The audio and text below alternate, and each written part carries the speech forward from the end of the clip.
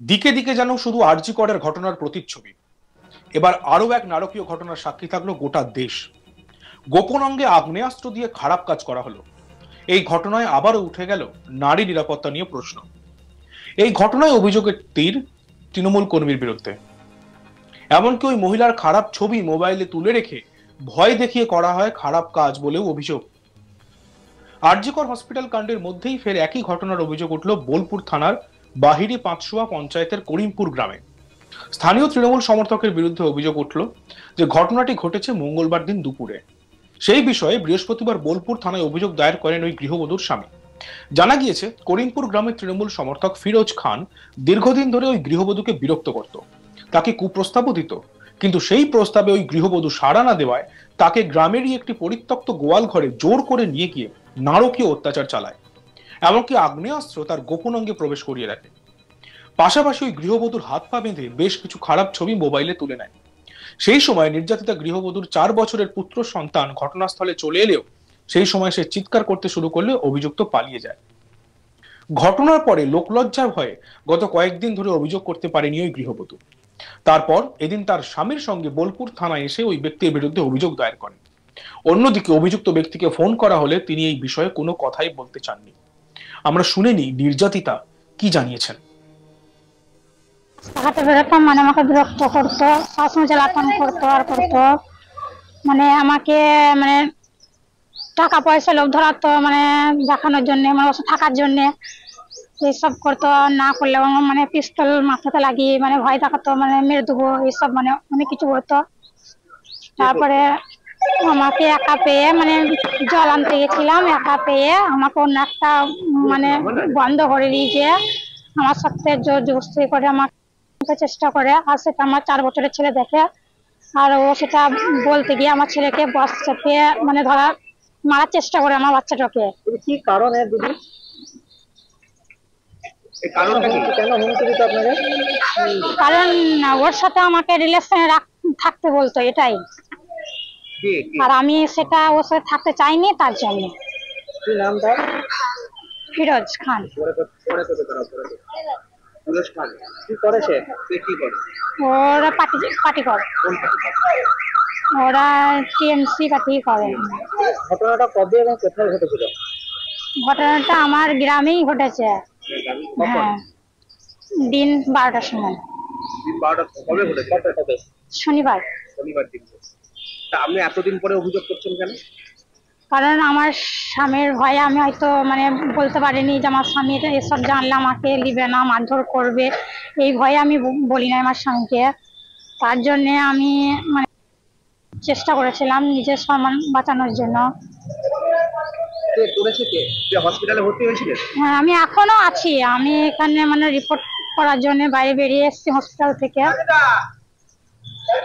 যার বিরুদ্ধে অভিযোগ তার নাম ফিরোজ খান। ওটা বলুন। ফিরোজ খান। বাড়ি কোথায় তার? শুনেনি নির্যাতিতার স্বামী কি জানাচ্ছেন।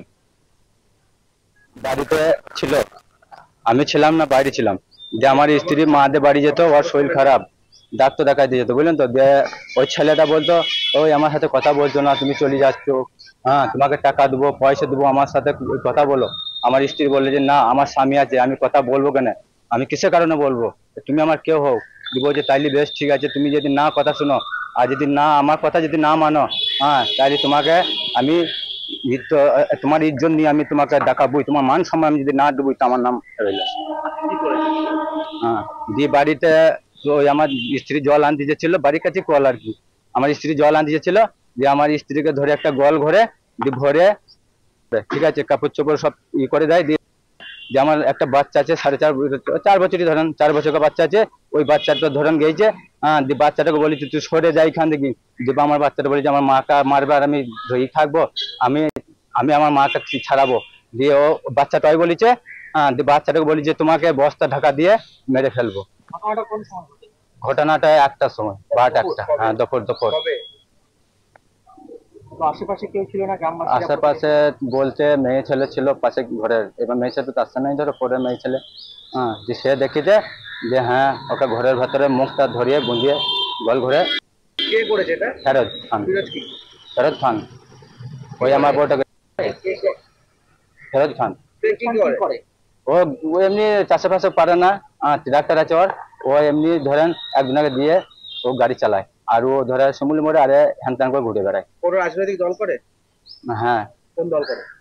ওই এই দলই করে, এই দিনটা চলছে এখন বর্তমান যেটা চলছে ওটা কোন দল? কার্যালয় দল।